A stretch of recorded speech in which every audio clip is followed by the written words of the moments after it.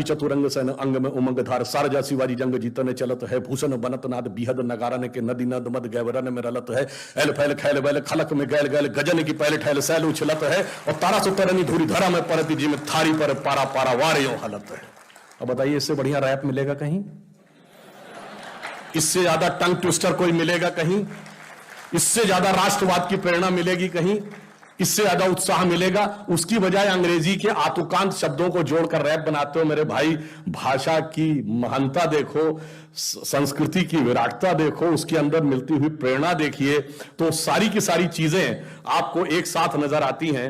इसलिए मैं अंत में यह कहना चाहता हूं, फिर भी कुछ चीजें बहुत ध्यान रखने की होती हैं।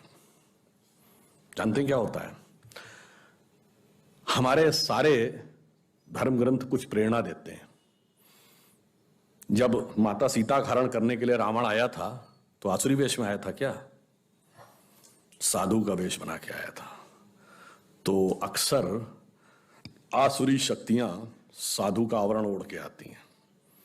वो अपने को कहती हैं हम लिबरल हैं, ह्यूमनिस्ट हैं, हम तो ओपननेस की बात करते हैं, फ्रीडम ऑफ स्पीच की बात करते हैं।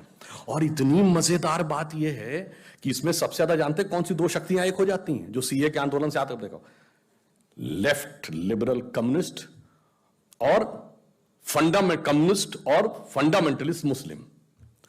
और मजे की बात यह है कि आप दुनिया में एक कम्युनिस्ट देश बताइए जहां तोप लगा के मस्जिदें ना उड़ाई गई, चाहे रशिया हो या चाइना।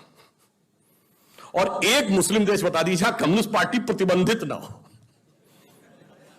अच्छा चलिए, एक कम्युनिस्ट देश बताइए जहां फ्रीडम ऑफ स्पीच हो, और एक मुस्लिम देश बताइए जहां फ्रीडम ऑफ स्पीच हो। तो गजब है साहब।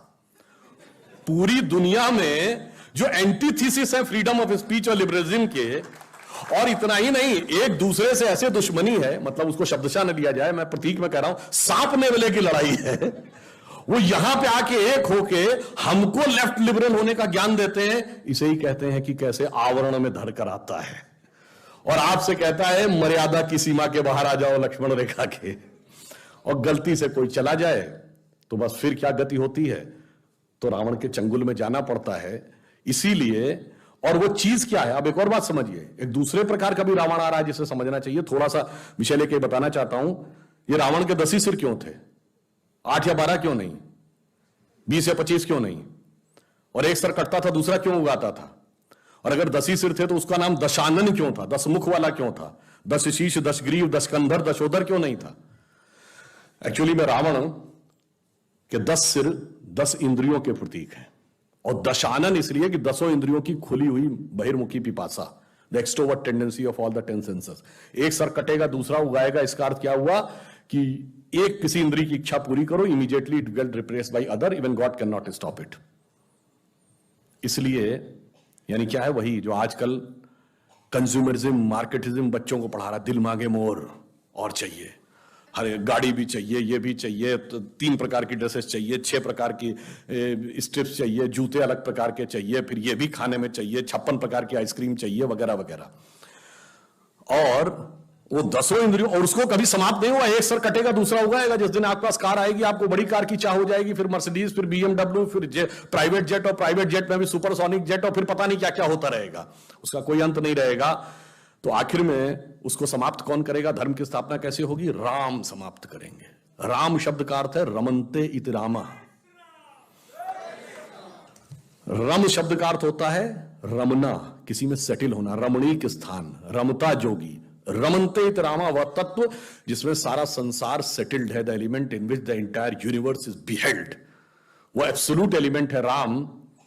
और राम के पिता कौन है? दशरथ। जब 10 इंद्रियों को रथ लेंगे तो हृदय में वो एलिमेंट पैदा होगा जो 10 इंद्रियों की बहिर्मुखी पिपासा को नष्ट करेगा। तो रावण कई प्रकार से आ रहा है, वो लेफ्ट लिबरल बन के भी आ रहा है, और वो बन के, और देखिए कितनी मजेदार बात है, महिला एक्टिविस्ट जो लेफ्ट लिबरल थी, जो मिनी स्कर्ट पहनने को लेकर तो बहुत आक्रामक हो जाती थी, और वही हिजाब के साथ खड़ी थी, बुर्के के साथ। मतलब इससे बड़ा आप डाइकोटोमी ऑफ द कैरेक्टर नहीं देख सकते। और इतना ही नहीं, वो ट्रिपल तलाक और हलाला के भी पक्ष में खड़ी हुई थी।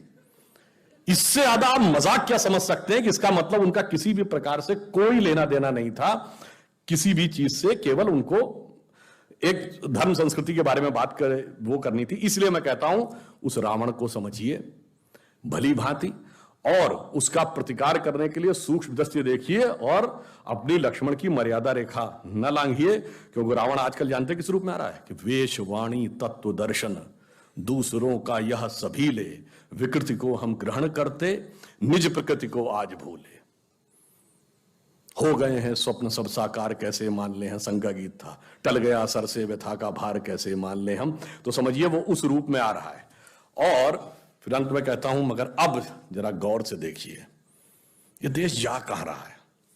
2 मिनट और लेता हूं। जिसको लोग कहते हैं ना ये तो बड़ा एक्सट्रीम राइट विंग आइडिया है, वो एक्सट्रीम राइट विंग की डेफिनेशन हर 20 साल में बदल जाती है